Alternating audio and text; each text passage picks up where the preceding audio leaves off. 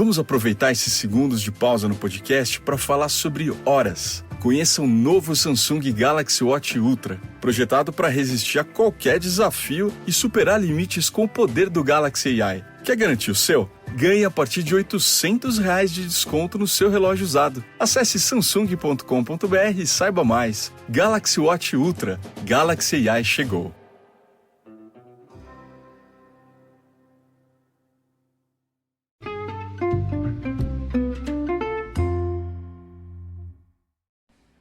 Hi everybody and welcome to the Dr. Psych Mom Show. Today we are going to be talking about people who are more comfortable being their parent's child than they are being an adult or just a partner in general. And this is a common thing that I see in counseling.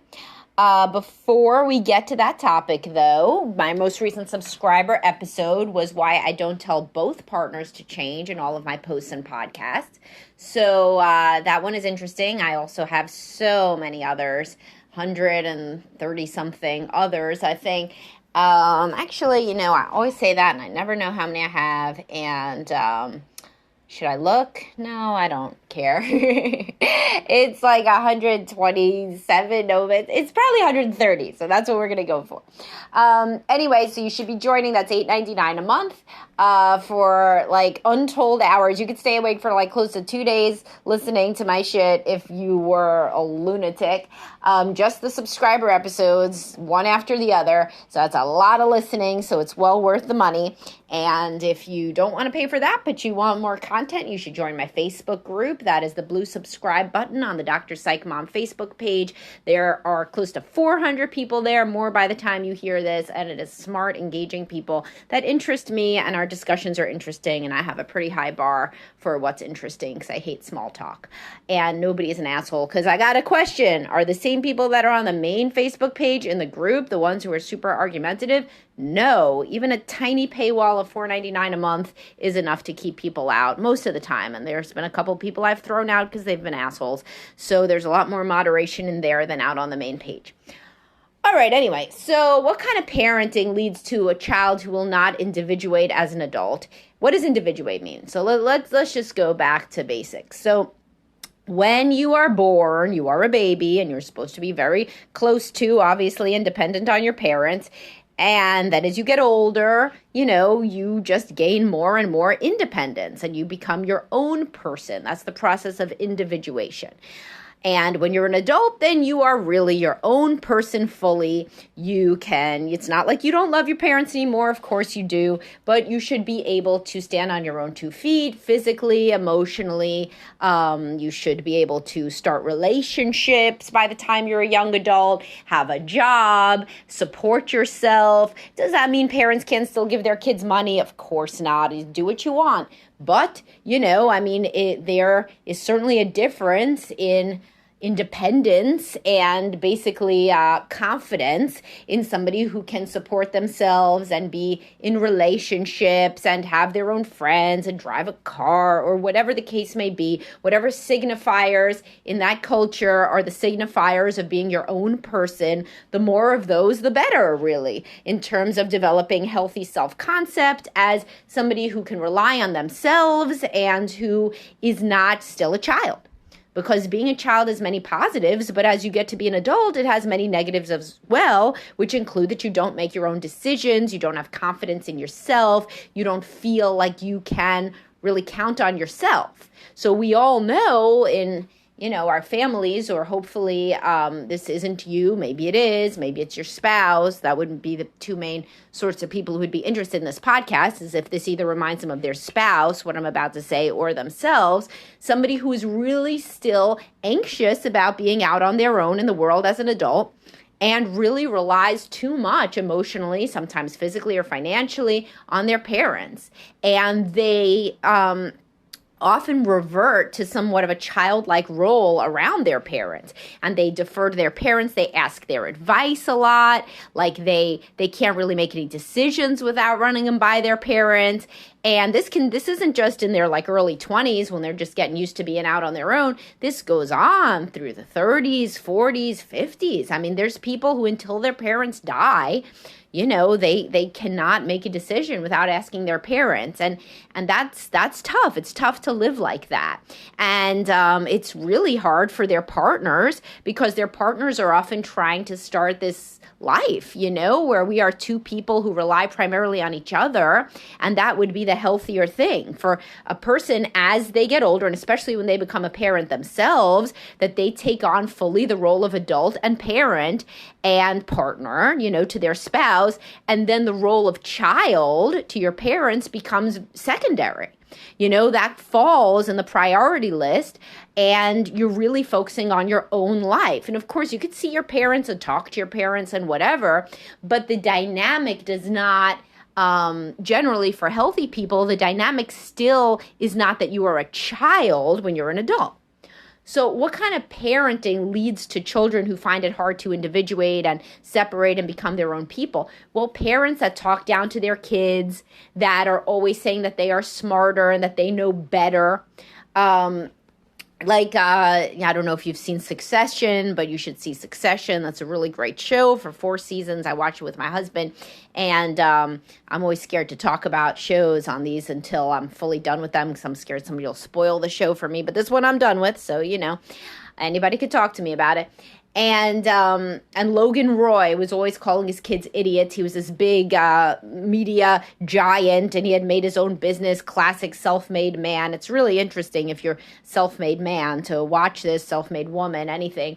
And he was just, his kids could never get to where he was because they were never going to be self-made, He was so wealthy, and he set them up so fully, and that they could never really impress him, because he had been the one to build his empire. And no matter what they did, they would not be starting from nothing like he did, and he's classic narcissist. And so parents who are very self-absorbed and who are more narcissistic, and they have their story as this kind of either the scrappy underdog or the self-made man. I have a podcast about when your dad acts more alpha than you and how that affects men. Just put the word alpha into the Spotify search engine for Dr. Psych Mom's show. Or when your father out alphas you, I think it's called. And so when the parent is very self-absorbed in this way, their story is like they have this main character energy. They're always the protagonist of the story. And they make the child feel stupid and feel inconsequential. And so then the child never really develops any confidence in their own decision making. They always assume that the parent is going to make a better decision. The parent sometimes outright tells them, do not pick an apartment without me seeing it. Don't write an email to your boss without me seeing it. And how does this start? With the parent who intervenes with teachers and counselors and whoever.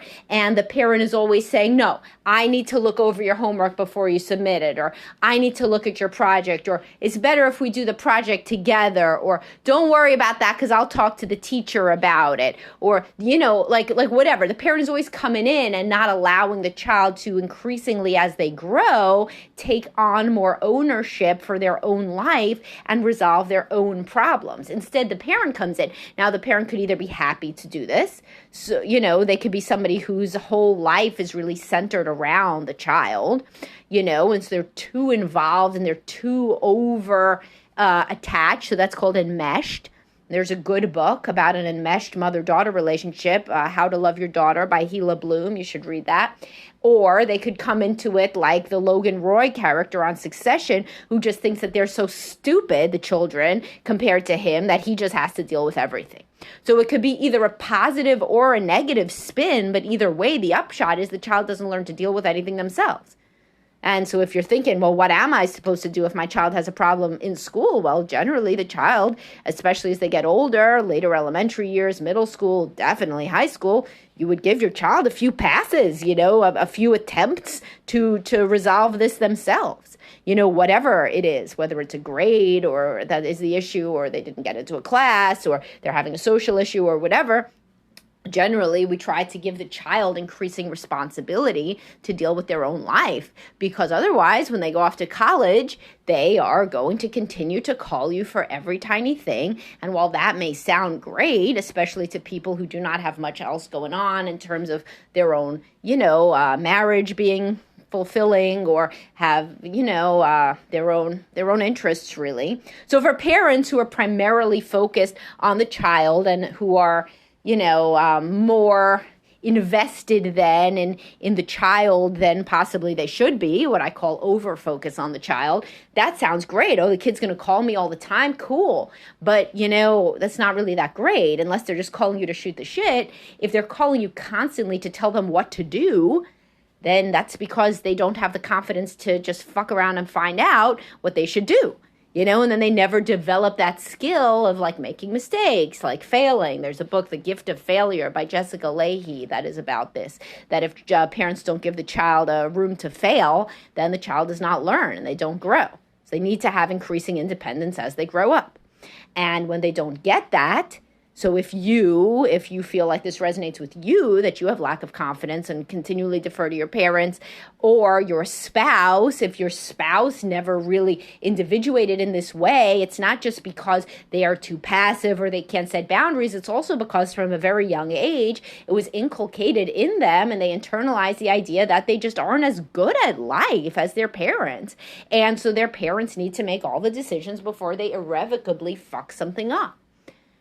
And so that's a really hard frame to break away from. It's very hard to change that self-concept as somebody who is kind of incompetent and thank God has the parent around, because that's the feeling. That's how the parent acts. Thank God you have me because you're so stupid, and sometimes it's not so stupid. Sometimes it's, you're brilliant. So you can't really, worry about little things like forms or like your lunch or like cleaning up. I'll do all that stuff for you. You just focus on your schoolwork because you're so brilliant. So some people have that, right? Or some people are just so beautiful and the parent, and so charming and so social. And so the girl has this wonderful social life and she's so cute and beautiful. And the father just takes care of everything else because that's his princess. And she should only focus on having fun and going out with her friends and whatever.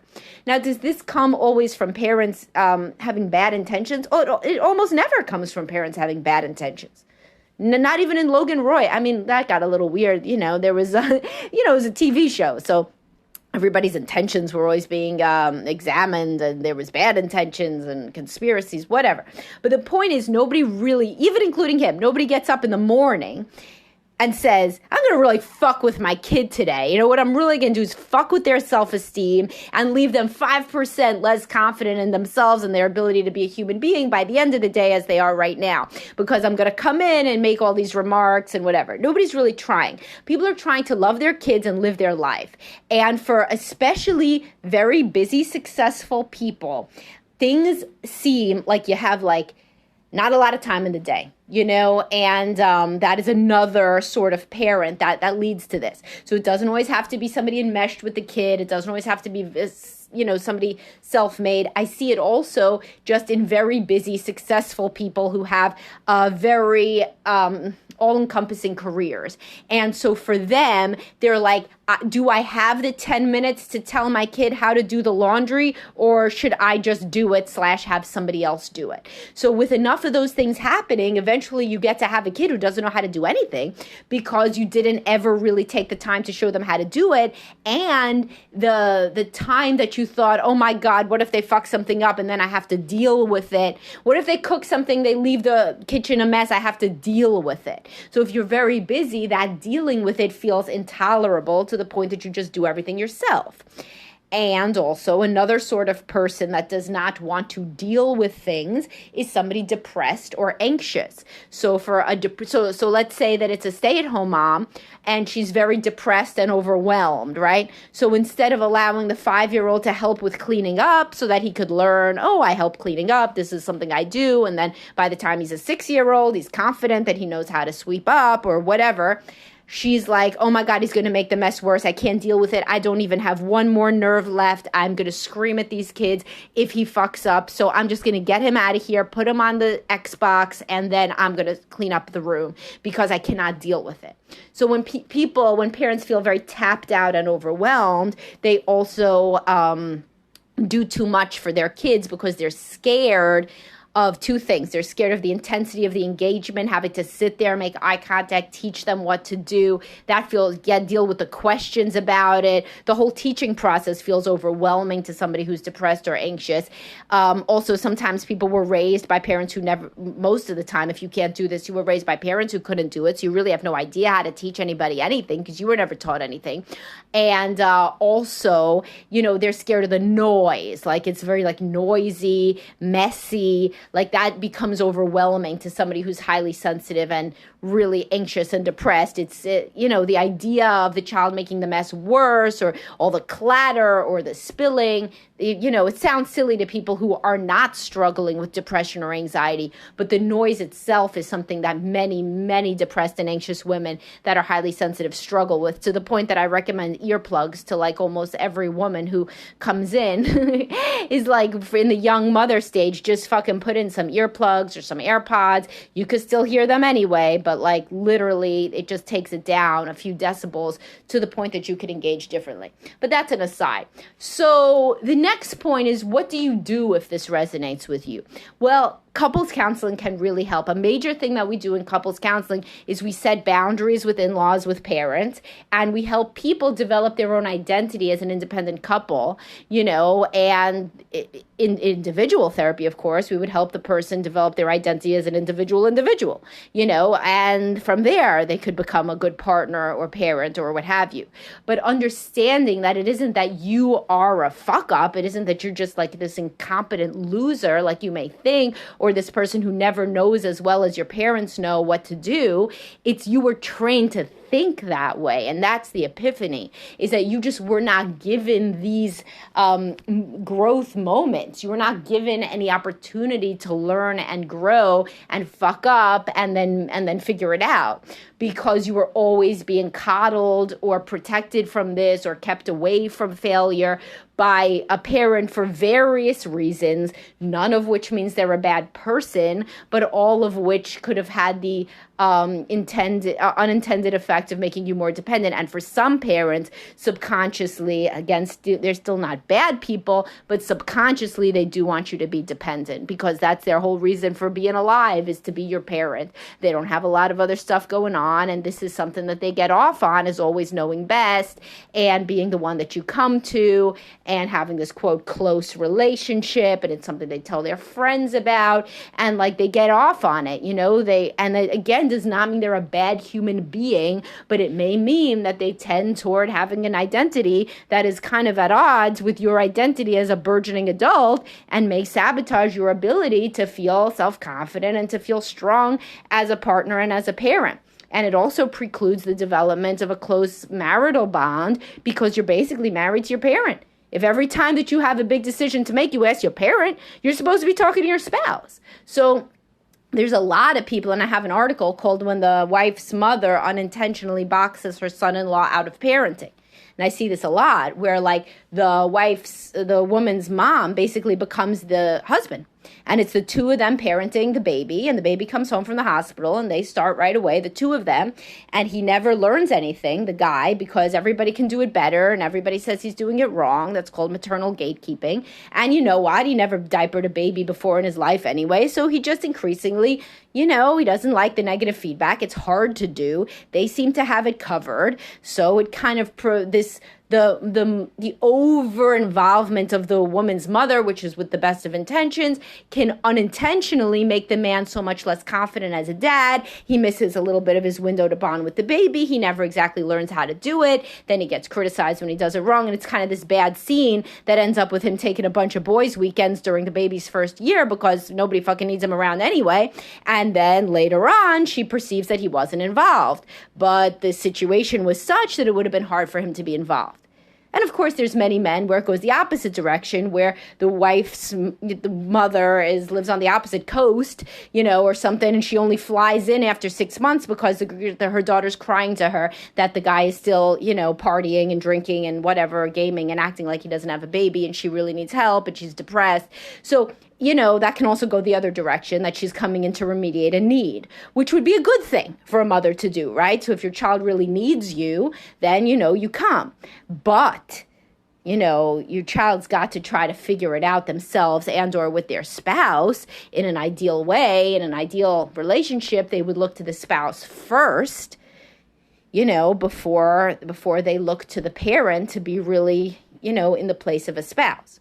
So anyway, I hope that this gave you guys a lot to think about. It's certainly something that we work on in therapy, both individual and couples. This is a lot of the core work of insight-oriented psychotherapy, is figuring out who you are in relation to your parents, how you were raised to think about yourself, the relation between your self-concept and, your family of origin, as well as, are you being the parent that you want to be? Are you unintentionally replicating some of these dynamics of enmeshment?